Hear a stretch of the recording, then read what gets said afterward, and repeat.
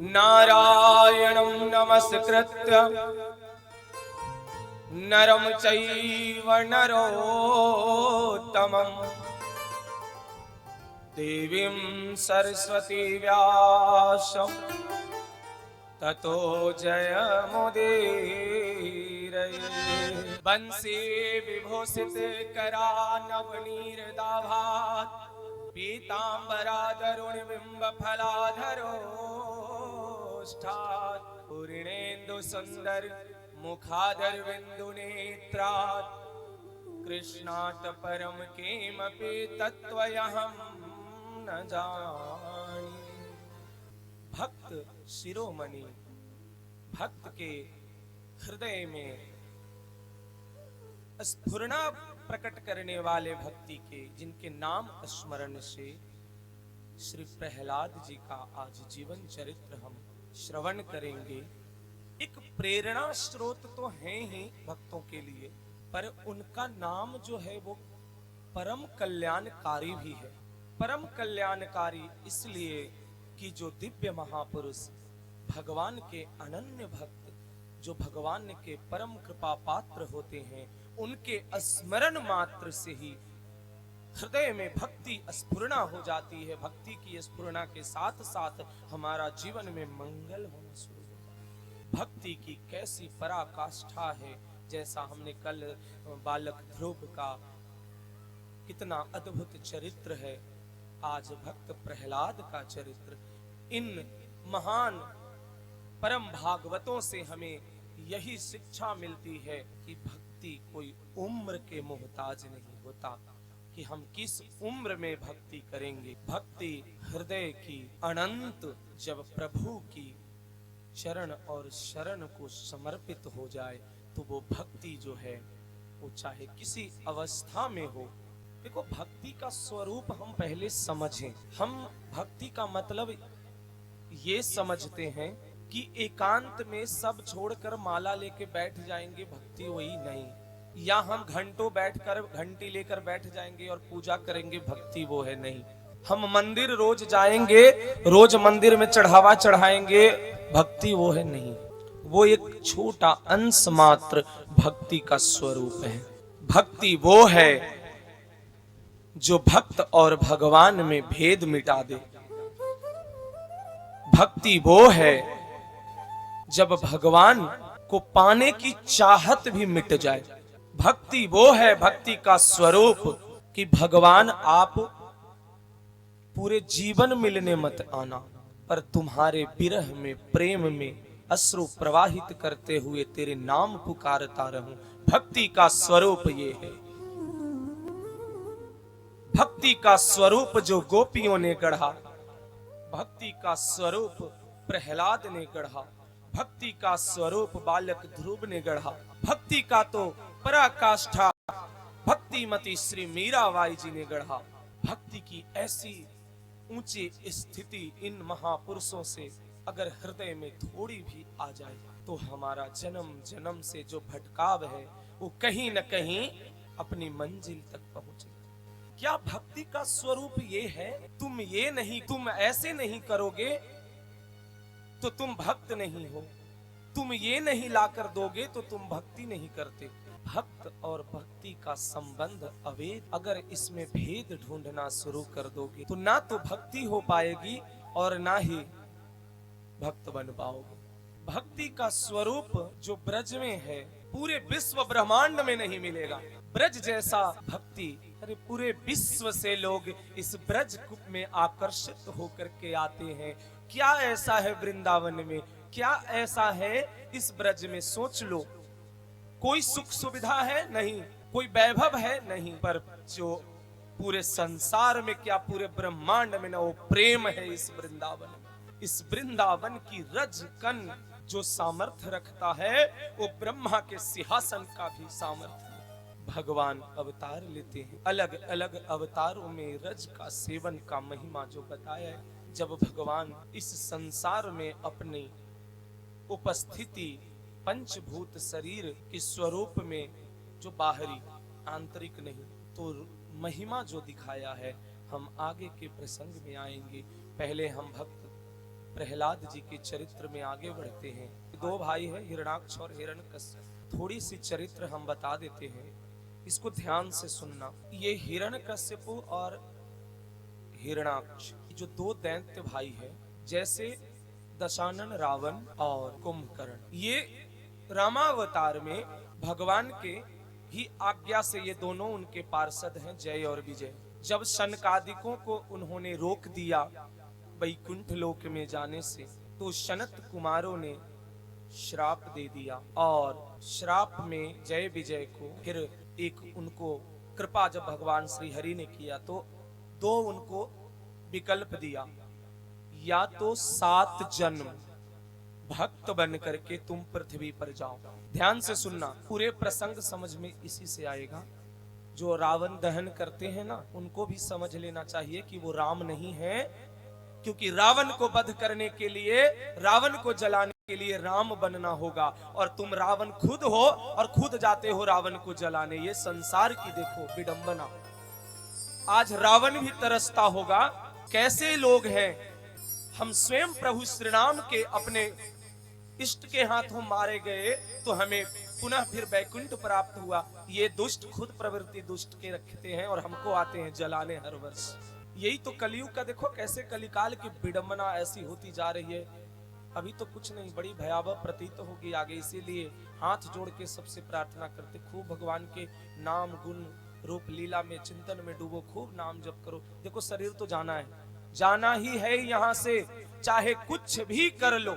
तो जब तक है तब तक कार्य करते हुए, जो व्यवस्था है उसमें रहते हुए, पर भगवान को हो जाओ बस। कैसे भी भगवान के हो जाओ, मन लगे ना लगे पर भगवान के हो जाओ। नहीं तो और कलिकाल का जब तांडव होगा तो अपने ही घर में बैठ करके माला भी नहीं कर पाओगे, नाम जपना भी नहीं। तुम्हारे समझ लो कि मंदिर और तीर्थ तो बहुत मुश्किल हो जाएगी। आगे और भयावह प्रतीत होगा, बाहरी से कम आंतरिक ज्यादा। इसीलिए खूब नाम जप, खूब भजन करके निकल जाओ। रावण और कुंभकर्ण को कोई ऐसे राक्षस समझ लेता है, पर देखो इसको जब तक हम शास्त्र का ज्ञान नहीं अर्जित करेंगे, पढ़ेंगे नहीं, तो कहीं कहीं सुनी बात पर उल्टे सीधे चलते हैं। कम से कम उसका एक चरित्र देखते हो तो दूसरी तरफ भी देखो, हर सिक्के की दो पहलू होती है। दशानन रावण तपस्वी प्रकांड पंडित, भगवान शिव के अनन्य भक्त। अनन्य का मतलब अनन्य, जो भगवान शिव कह दे तो वो अपना शरीर मिटा दे, और मिटाया उसने बिना कहे अपने सारे शीश चढ़ाट काट करके भगवान शिव के चरण। तो जो एक सिर्फ आचरण बिगड़ा, आज हम उसके पुतले जला रहे हैं। तो ये देखो हम सब की आचरण कितनी अच्छी है समाज में। हम हैं रावण के जलाने लायक, हम राम बने कि रावण को जलाने जाते हैं। वो एक प्रकांड पंडित ब्राह्मण विद्वान शिव भक्त अनन्य, वो बड़ा तपस्वी कुंभकर्ण, इतने बड़े तपस्वी कि ब्रह्मा जी भी थर्रा उठे उसकी तपस्या से। वो तो कृपा माँ सरस्वती की जिह्वा पे जाके बैठ गई। एक दिन जागना 6 महीने सोने का वरदान, उल्टा बोल गया। अब जैसे ही श्राप मिला तो भगवान ने विकल्प दिया, दो विकल्प, 7 जन्म मेरे भक्त बन करके, या 3 जन्म मेरे प्रतिद्वंदी बन करके। यानी आज जिसको खलनायक कहते हो वो खलनायक बन करके सहर्ष स्वीकार कर लिया जय विजय ने। कहा हम 7 जन्म इंतजार नहीं कर सकते प्रभु, आपकी चरणों की सेवा के बिना मैं रह नहीं सकता, इसीलिए मैं 3 जन्म स्वीकार करता हूँ, और हम आपके प्रतिद्वंदी के रूप में राक्षस बनना स्वीकार करते हैं। अब वो 3 जन्म क्या है? रावण, कुंभकर्ण, हिरणाक्ष, हिरण्यकश्यप, शिशुपाल, दंतवक्र। कृष्णावतार में शिशुपाल को वध किए 99 गाली को लेकर के, अभी आगे आएगा प्रश्न। तो इन चरित्रों से समझ में आता है कि भगवान हम सबको शिक्षा देने के लिए नए नए जो अवतार धारण करके अपने पार्षदों के साथ जो लीला करते हैं। अब जैसे ही हिरणाक्ष की मृत्यु हुई, या यूं कहो कि मुक्ति हुई, भगवान के हाथ तो मृत्यु कैसे हो सकती? मृत्यु तो मृत्यु लोक के प्राणियों को जो भगवत विमुख हैं, मृत्यु उनको आती है। भगवत भक्त और भगवान के हाथ से स्पर्श से जिनकी शरीर छूट जाए वो मृत्यु नहीं, वो तो परम सौभाग्य की बात है, वो भगवान से मिलन की वो घड़ी होती है, वो मृत्यु नहीं होती। भगवत प्रेमी मृत्यु को गले लगाकर बैठे रहते हैं, इंतजार करते हैं, हे प्रभु कब आप आओ और हमें ले करके चलो, क्योंकि भक्त को यमराज नहीं आते लेने, न उनके दूत आते हैं। सामर्थ्य नहीं है कि भगवान के भजन करने वाले को यमराज के दूत स्पर्श कर ले। एक नाम लेने वाला, आगे का प्रसंग अगले कुछ दिनों में देखना आएगा, बड़ा सुंदर, जब अजामिल का प्रसंग। ऐसे चरित्रों से हमें शिक्षा मिलती है, कैसे भी भगवान के भक्ति में लग गए तो भगवान करुणा निधान है, भगवान सत्य धीमहि है, सत्य सनातन है। क्योंकि देखो हमसे चूक हो सकती, हमसे भूल हो सकती, पर भगवान न चूकते हैं न भूलते हैं। उनकी रजिस्टर में तो ऐसे स्वर्ण अक्षरों में जैसे अंकित होता है वो रखा रहता है, वो भूलते नहीं कि इसने मेरा क्या भक्ति किया, कितना स्मरण किया, कितना नाम जपा। अरे हृदय भाव से जो भगवान को एक बार समर्पित एक पुष्प कर दिया गजेंद्र ने पुकार करके, तो भगवान जितने देर शब्द बोलने में नहीं लगा, उससे जल्दी भगवान प्रकट हुए। पर है क्या कि हम सुनते तो हैं चरित्र, जानते भी हैं, पर कहीं न कहीं हम नित्य चिंतन या व्यवहार में इसको नहीं उतारते। कारण बस एक है कि हम इसे कहानी कथा समझते हैं। पहली बात, ना मैं कोई कथा वाचक हूं और ना यहां मैं कथा करने आया हूं, ना ये कथा हो रही है। ये प्रभु के गुणगान और सत्संग है। सत्संग और कथा में बहुत फर्क होता है, इसीलिए आजकल कथा वाचक इस संसार में बहुत हो गए, सत्संग करने वाले सत्संगी नहीं है। कथा को कथा समझकर सुन लेते हो, घर में जाकर भूल गए। सत्संग भूला नहीं जाता, सत्संग हृदय में मनन किया जाता है। सत्संग को जो हम श्रवण करते हैं उसको चिंतन किया जाता है और प्रभु में समर्पित हो जाया जाता है। ये सत्संग है। इसीलिए कथा से शायद लाभ नहीं होता, पर सत्संग से लाभ होता है। फर्क बस इतना है, सत्संग भगवान के चरित्र का गायन करता है, सत्संग में भगवान के रूप गुण लीला की वर्णन होती है, भगवान के यश का वर्णन होता है, और कथा में दुनिया भर की प्रपंच का वर्णन होता है, ले आओ सारे संसार के उठाकर। इसीलिए सत्संग कोई एक को ही श्रवण करा दे और अगर वो भगवत मार्ग में लग गया, उसका हृदय परिवर्तित हो गया, तो पूरे जीवन में सत्संग सार्थक हो गया। ये शरीर धारण करने का उद्देश्य सफल हो गया। लाखों को सुना करके किसी को कुछ नहीं तो फिर क्या फायदा। अब हिरण्याक्ष के भगवत धाम जाने के बाद हिरण्यकश्यप घोर तपस्या में लीन हो गया। जब वो तपस्या में जा रहा है, उसी समय उसकी धर्म पत्नी कयाधु जी भक्त प्रहलाद को गर्भ में लिए हुए हैं। कयाधु जी के गर्भ में भगवान के परम भक्त, दिव्य भक्त प्रहलाद जी पल रहे हैं। जैसे ही इंद्र को पता चला कि हिरण्याक्ष तपस्या के लिए चला गया है और हम सबको कहीं न कहीं वो जब तपस्या कर लेगा, सफल हो जाएगा, वरदान पालेगा, तो प्रताड़ित करेगा हिरण्यकश्यपु। अब जैसे ही इंद्र को पता चला, वो इंद्र कयाधु जी के आकर के उठा कर लेकर के जाते हैं कि जो इसके गर्भ में शिशु पल रहा है वो हिरण्यकश्यप का अंश है, वो भी कहीं न कहीं एक दिन राक्षस बन करके हम सब पर ही आक्रमण करेगा, तो इसको क्यों ना अभी ही जैसे ही इसका जन्म होगा नष्ट कर देंगे। अब जैसे ही कयाधु जी के ले जाने लगे इंद्र, परम भागवत देव ऋषि श्री नारद जी को पता चला, वो जाकर रास्ता रोक कर खड़े हो गए। इंद्र, ये तुम क्या कर रहे हो? इंद्र कहते हैं, हे देव ऋषि, इस स्त्री के गर्भ में जो शिशु पल रहा है वो शिशु हिरण्यकश्यप का अंश है और वो दैत्य ही होगा, तो ये बाद में चल करके देवताओं को त्रास करे, ऋषि मुनियों को त्रास करे, उससे पहले ही इसे नष्ट कर देते हैं। तब नारद जी कहते हैं, मूर्ख, अगर तुम्हें ज्ञान नहीं है तो फिर वो कार्य क्यों करते हो? इंद्र हाथ जोड़े खड़े, देव ऋषि समझा नहीं, तुम्हें समझ में भी नहीं आएगा। इस कयाधु के गर्भ में कोई और नहीं, भगवान के परम भक्त पल रहा है। जो संसार में उसको पैदा होना है, आना है और जगत को मंगल करना है। इसीलिए स्वेच्छा से तुम इन्हें हमें सौंप दो। इंद्र, भाई देव ऋषि के सामने इंद्र की क्या, वो सौंप दिए।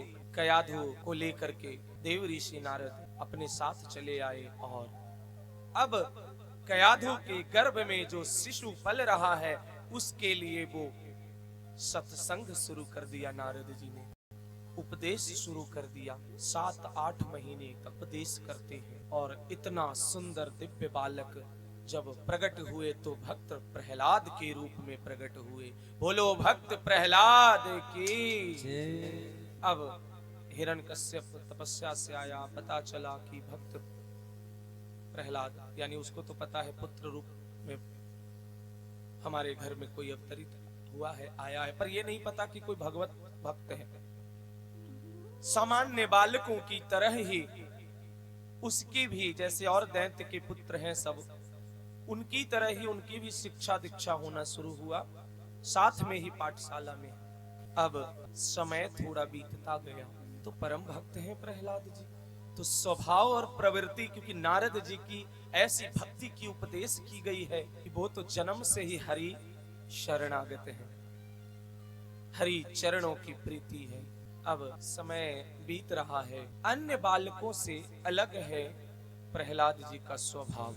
वो जो बात करते हैं ना, तो अन्य बालकों को उपदेश की भांति बात करते हैं, जैसे भगवान के चरित्रों की बात करते हैं, ऐसा उपदेश करते हैं। तो जो अन्य बालक हैं दैत्यों के, जाकर के दैत्यों के बालक शिकायत करते या कहते हैं कि प्रहलाद तो बाकियों से अलग है, वो तो बात भगवान की करता है। क्योंकि देखो हिरण्यकश्यप के यहाँ उसके राज्य में कोई भगवान की चर्चा नहीं कर सकता, कोई बात नहीं कर सकता। इसी परिस्थिति की मैं अभी थोड़ी देर पहले बात की, ऐसी ही परिस्थिति आएगी एक समय जब भगवान का स्मरण करना मुश्किल, दुर्लभ हो जाए।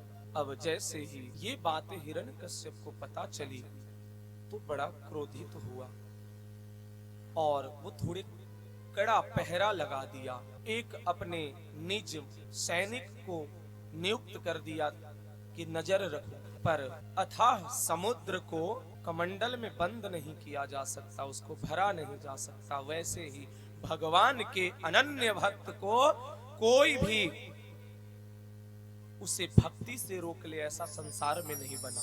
बड़ी सुंदर एक देखो उदाहरण कैसे, एक अकबर का राज्य था उस समय, आगरा में वो आया हुआ था दिल्ली से। भगवान के परम भक्त और जयमल जी राजा थे अपने राज्य के, पर उसके अधीन राज्य था अकबर का। एक दिन उसने फरमान जारी कर दिया कि कल से कोई दरबार में तिलक लगा करके अगर दिख गया तो उसका सर कलम करा देंगे। ये बात जयमल जी को बहुत चुभ गया। अरे हमारी इस पवित्र भूमि पर, इस सत्य सनातन की भूमि पर हमें ही कोई तिलक लगाने से रोक दे, हमें ही भक्ति करने भजन करने से रोक दे, तो फिर इस प्राण को रख के क्या फायदा। मुर्दे को खूब सुंदर सुंदर माला पहनाकर, पीतांबरी पहना करके रख देने से क्या वो जीवित हो जाएगा।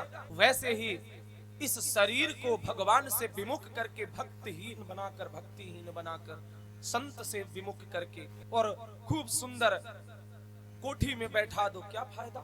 शरीर से भगवत आराधना नहीं हुआ, भजन नहीं हुआ तो गड़ा धन पत्थर समा। धन कितना भी हो और सब जमीन के नीचे गाड़ कर रख दो, क्या फायदा, गड़ा धन पत्थर समा। जयमल जी दूसरे दिन राज्य दरबार पहुंचे। आज वो अपना अचला हटा करके और सिर्फ धोती नीचे पहने हुए थे, तलवार यहाँ लगाई और आज 12 तिलक लगाकर पहुंचे। 12 तिलक लगा करके और मानो भगवत आवेश से युक्त, भगवता आनंद से भरे हुए उस दरबार में पहुंचे और जितने बाकी सब थे वो सब तिलक मिटा कर आए थे डर से। पर जयमल जी परम भागवत थे। जैसे ही दरबार में आए, अकबर ने देखा, बोला जयमल तुमको ये फरमान हमारी सुनाई नहीं दिया या तुम्हारे हृदय में मेरा डर नहीं। तो अपने सैनिक की तरफ इशारा करके कहता है जाओ इसको तिलक इसका मिटा दो।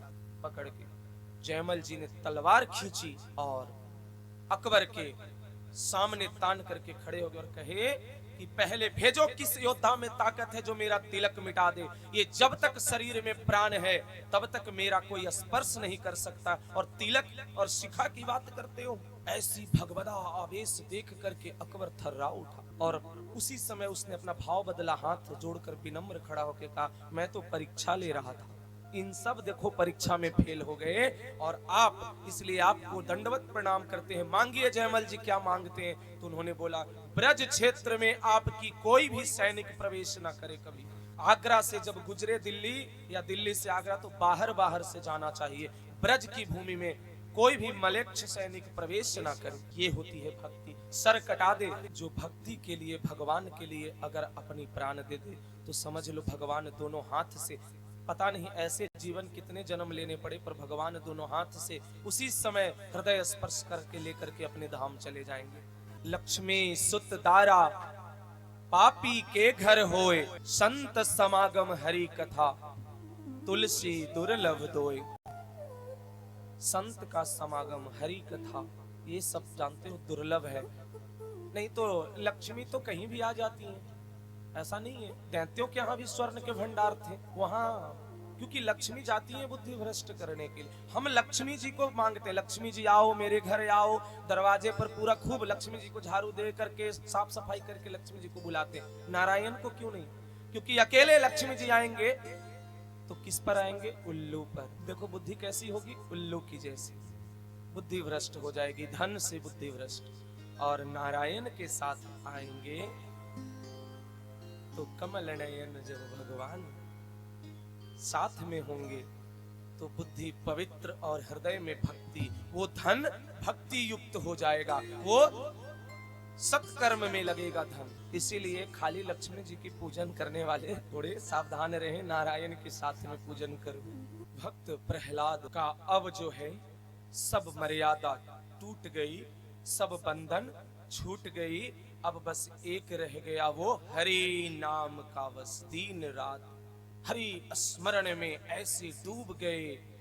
अब तो न डर न भय, अब देखो क्या क्या बंधन होता है, कैसी कैसी लीला प्रभु की कृपा से होती है। सबसे पहले भक्त प्रहलाद को थप्पड़ मारा गया, पहली बार थप्पड़ से शुरुआत। तुम्हें पता नहीं, या जहां शिक्षा के लिए भेजा था वहां बताया नहीं गया कि हमारे यहाँ उस भगवान विष्णु का नाम नहीं लिया जाता, तथाकथित भगवान, ये शब्द हिरण्यकशिपु, क्योंकि वो खुद को भगवान मानता। प्रहलाद जी कहते हैं मुझे नहीं पता। तो तुम्हें नहीं पता तो आगे से ध्यान रखना कि कभी भी जिह्वा पे नाम नहीं आना चाहिए, बस सिर्फ मेरा नाम तुम्हारे मुख से निकले।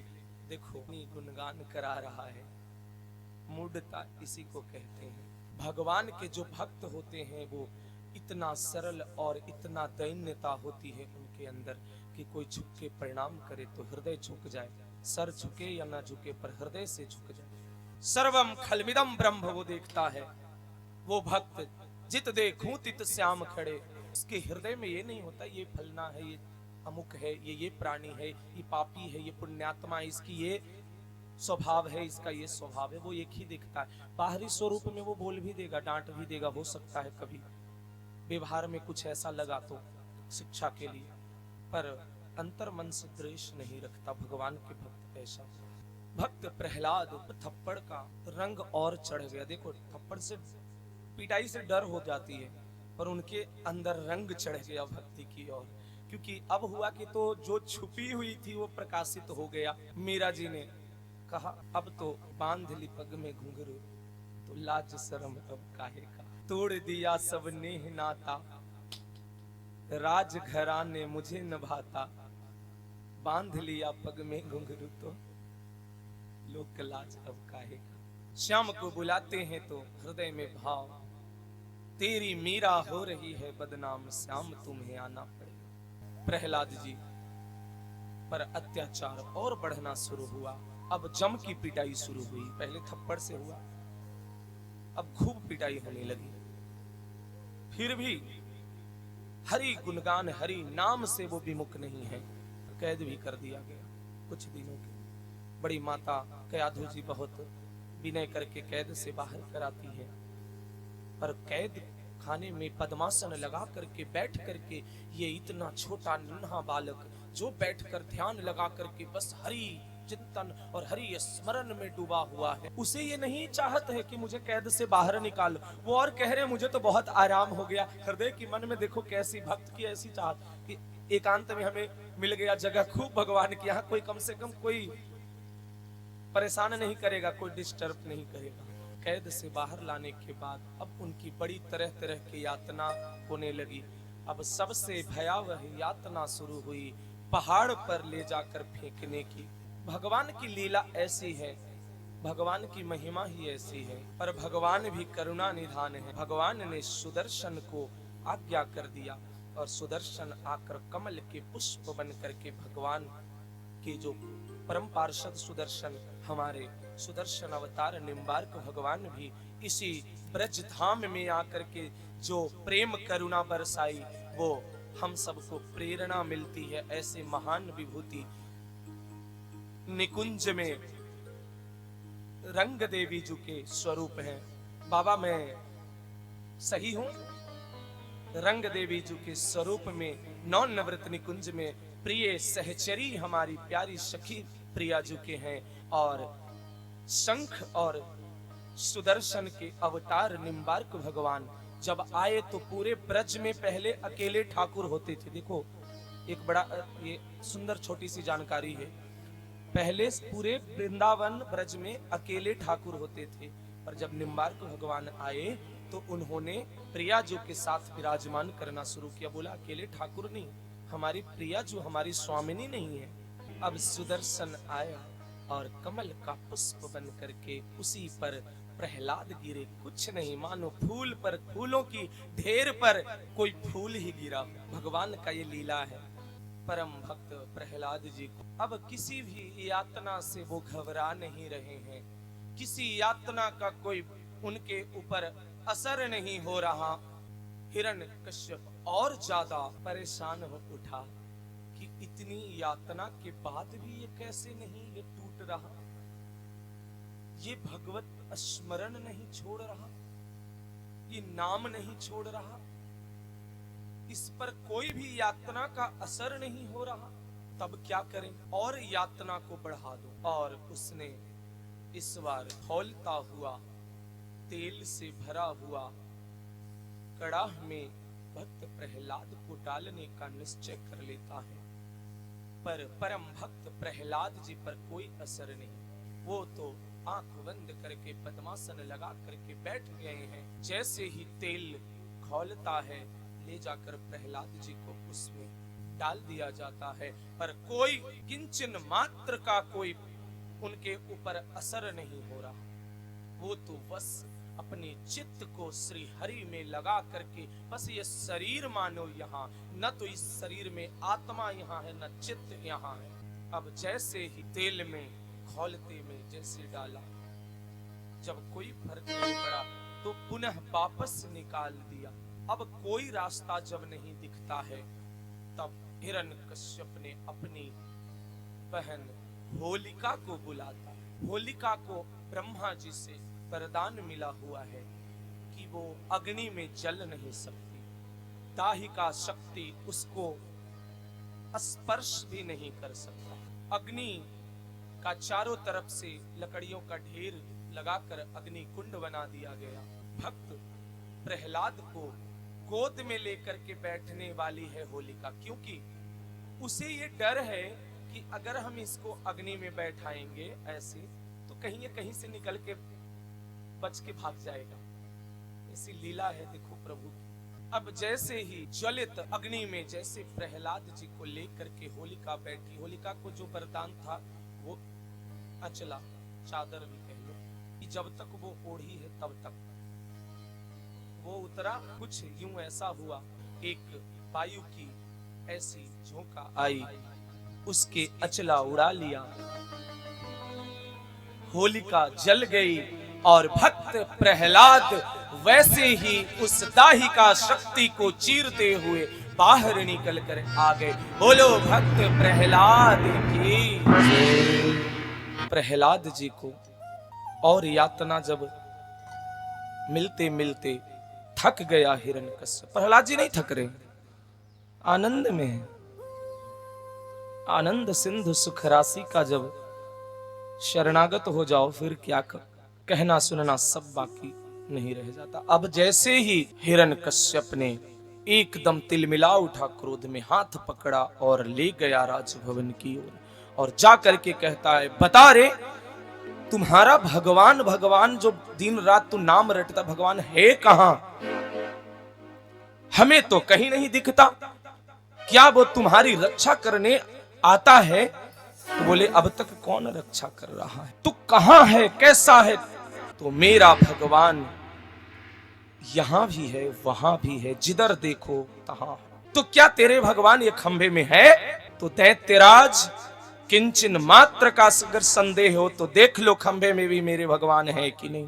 उसने जैसे ही खंभे को गिराया, भगवान नरसिंह अवतार में, भगवान नरसिंह स्वरूप वहां पे विराट स्वरूप में वहां अवतरित हुए। बोलो नरसिंह भगवान की जय। भगवान ने हिरण्यकश्यप को, अच्छा विकराल स्वरूप देखो, बड़ी सुंदर यहाँ पे स्तुति है प्रहलाद जी की भी। अभी पहले देखो, जब विकराल स्वरूप देखा तो हिरण्यकश्यप का मानो प्राण उड़ जाने वाला है, प्राण निकल जाने वाला, थर्रा उठा ऐसी। अब हिरण्यकश्यप का वरदान जो था कि ना हमें कोई दिन में मार सकता, ना कोई रात में मार सकता, न बाहर मार सकता है, न भीतर मार सकता है, न आकाश में मार सकता है, न पाताल में मार सकता है, न रात को मार सकता है, न दिन को मार सकता है, न मनुष्य मार सकता है, न देवता, न राक्षस, न ही पशु, न पक्षी। तो भगवान ने देखो लीला कैसा किया।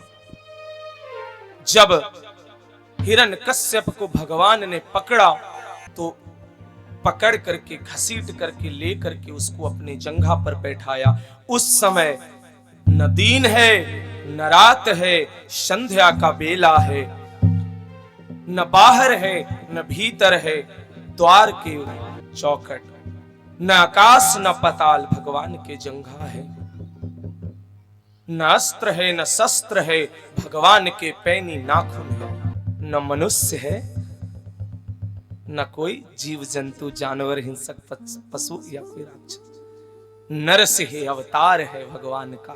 पूरे त्रिभुवन थर्रा उठा भगवान का इस विशाल स्वरूप का सहन करने में सामर्थ्य कोई नहीं। इंद्र आदि देवता ब्रह्मा भी स्वयं थर्रा उठे। भगवान ने पेट फाड़ दिया, पूरे सीने चीर करके जो लहू है, इतनी भयावह दृश्य, मानो किसी नरक में यातना मिल रही हो किसी की। जब हिरण्यकश्यप का मृत्यु हुआ तो भगवान प्रहलाद जी जब जाकर भगवान को शांत करने का प्रयास, क्योंकि किसी में जब सामर्थ्य नहीं हो, यहाँ बहुत विस्तृत गुणगान और स्तुति है, पर आज उत्सव है और बहुत आगे की अभी कथाएं हैं, क्योंकि इतनी सुंदर भाव में प्रहलाद जी स्तुति कर रहे हैं भगवान नरसिंह की। अब भगवान नरसिंह प्रहलाद को अपनी जीवा से उनके मुख को चाट रहे हैं, उनको आनंद से, मतलब उसी स्वरूप में, जबकि किसी को हिम्मत नहीं कि उनके सामने चला जाए। पर भक्त की देखो, गोद में बैठाया भगवान नरसिंह ने और दुलार कर रहे हैं प्रहलाद जी को, और बार उनको सीने से लगा रहे, बार बार मस्तक पे हाथ को पधरा रहे हैं। प्रहलाद जी आनंद से प्रफुल्लित हो रहे हैं। इसी कुल परंपरा में आगे बढ़ करके जब राजा बलि हुए, इसी भगवान प्रहलाद के ही पौत्र के स्वरूप, जिनके द्वार पर हरि सेवा कर रहे हैं, आज भी पाताल लोक में राजा बलि के यहाँ जिनके द्वार करे नित्य सेवा। बहुत ही अद्भुत चरित्र हमने सुना भक्त प्रहलाद जी का। देखो, इन चरित्रों का चिंतन जरूर करो। हम सबसे विनती प्रार्थना करते हैं, इन चरित्रों को पुनः जैसे सुना उसको स्मरण करो। स्मरण मात्र से हृदय में जो प्रेम आएगा वो बरसों के साधन से नहीं आएगा।